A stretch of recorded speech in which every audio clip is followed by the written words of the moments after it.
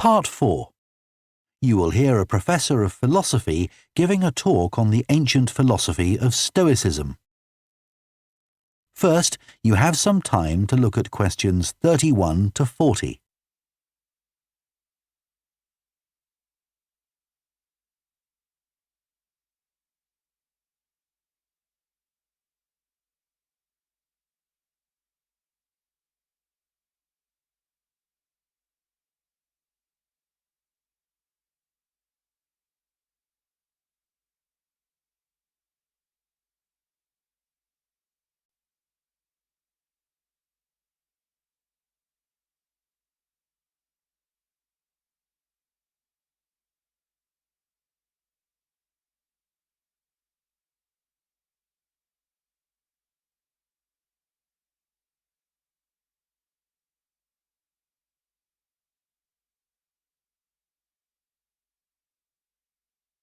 Now listen carefully and answer questions 31 to 40.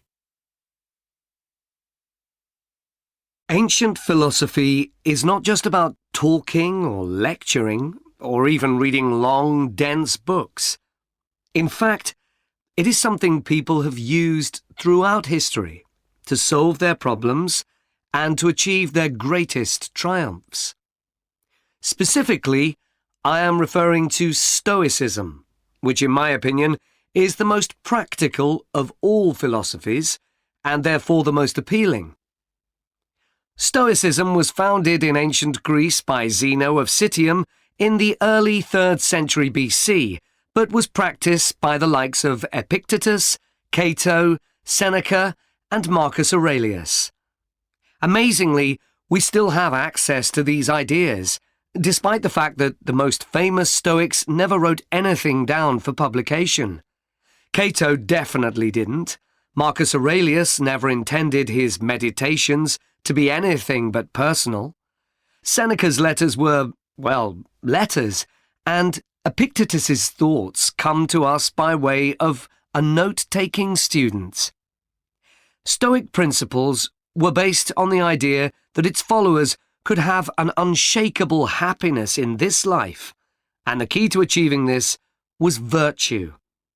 The road to virtue, in turn, lay in understanding that destructive emotions like anger and jealousy are under our conscious control. They don't have to control us, because we can learn to control them. In the words of Epictetus, external events I cannot control, but the choices I make with regard to them, I do control.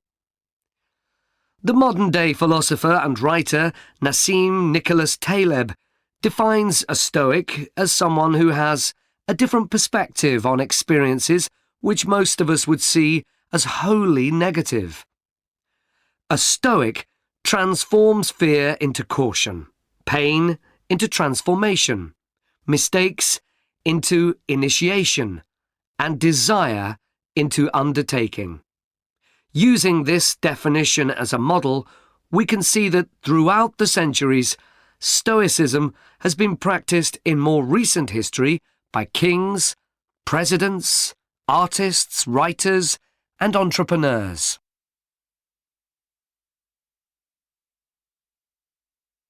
The founding fathers of the United States were inspired by the philosophy.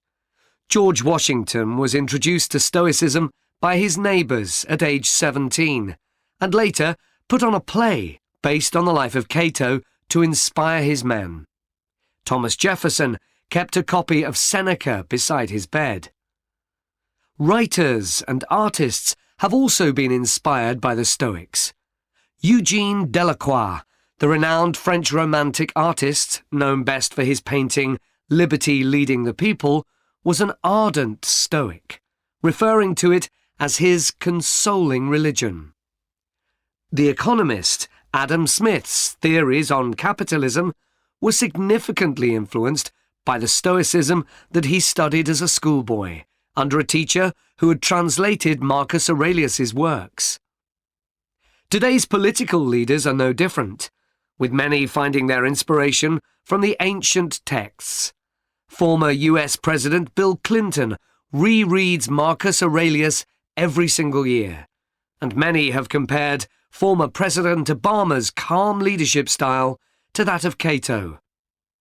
Wen Jiabao, the former Prime Minister of China, claims that Meditations is one of 2 books he travels with, and that he has read it more than 100 times over the course of his life. Stoicism had a profound influence on Albert Ellis, who invented cognitive behavior.